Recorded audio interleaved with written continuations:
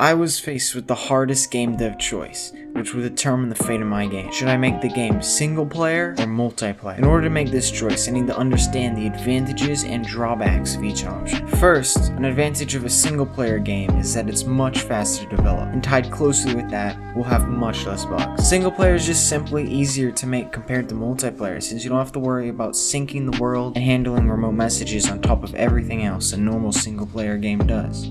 Single player is also cheaper since we won't have to pay for any server. Servers cost money and resources to run, which only get more expensive the more popular the game. Single player only comes with one con in my opinion, which is that you don't have that extra fun boost from playing games with your friends. I've had some of my favorite moments in gaming come from multiplayer games like Gang Beasts, Fortnite, and Minecraft, among many others. One of the design pillars for Project Squad is having fun with friends, hence the name Project Squad. Since this is a really important part of the game, the friend factor outweighs the advantages of single player. Therefore, I'm choosing Project Squad to be a multiplayer game. However, there is also the case of local multiplayer.